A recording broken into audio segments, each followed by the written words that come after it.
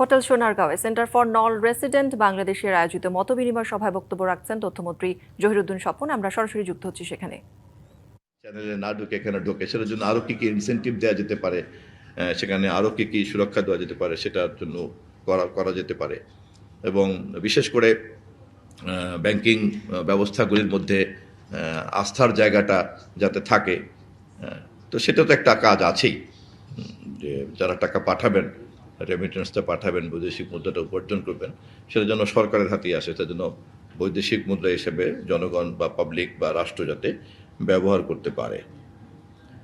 আরেকটা পয়েন্ট হচ্ছে যে এই ধরনের উৎসগুলি যেখানে যেখানে আমরা রপ্তানি করি, মানব সম্পদ রপ্তানি করি, প্রচলিত এই উৎসের মধ্যেই কিন্তু আমরা আটকে আছি।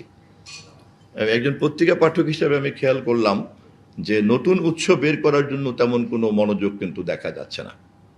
আমি নিজে কিছুদিন আগে গিয়েছিলাম মলদোভাতে, একটা কাজে, একটা অনুষ্ঠানে গিয়েছিলাম। সেখানে পৃথিবীর বেশ কয়েকজন সরকার প্রধানরা আসছিলেন, কয়েকজন গুরুত্বপূর্ণ মন্ত্রীরা ছিলেন। তো কথা প্রসঙ্গে আমি জানতে পারলাম পুরো পূর্ব ইউরোপ জুড়ে, বলকান এলাকাতে আপনার এত পরিমাণ লাগবে, লোকজন লাগবে, কারণ ওদের লোকজনরা সব চলে যাচ্ছে আরো উন্নত দেশে। 200-র বেশি সার্ভিস ও ফিচারে লেনদেনের সব বিকাশ অ্যাপে সম্ভব। ফলে ওই এলাকার যে সাধারণ কাজগুলি, যে পেশা, এটা কিন্তু একটা শূন্যতা তৈরি হয়েছে। যেহেতু একমাত্র রোমানিয়া বাদে আমাদের ওইখানকার কাছাকাছি তার কোনো রাষ্ট্রদূত নাই, ফলে এটা নিয়ে মনোযোগ খুব একটা আমার মনে হয় সরকার দিতে পেরেছে কিনা আমি জানি না।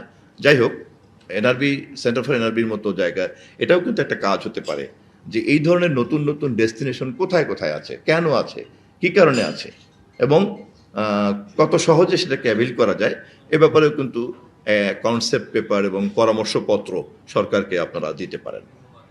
সেই ক্ষেত্রে আমি মনে করি যে এক ধরনের পার্টনার হিসাবে কিন্তু এনআরবি সেন্টার এই ক্ষেত্রে কিন্তু কাজ করতে পারে, যা দেশ, জাতি এবং পরবর্তী প্রজন্ম উপকৃত হবে।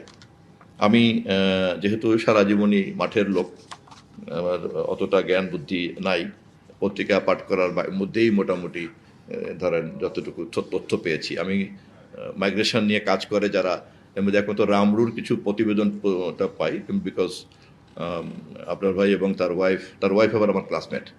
তো ফলে আমি ওদের কাছ থেকে মাঝে মধ্যে কিছু কাগজপত্র পাওয়ার কারণে কিছু ধারণা পাই। তার উপরে ভর করে এই পরামর্শগুলি বিনীতভাবে রাখলাম, এবং আমি আশা করি এবং আমি অত্যন্ত আস্থাবান যে সেন্টার ফর এনআরবি ইতিমধ্যেই প্রমাণ করেছে যে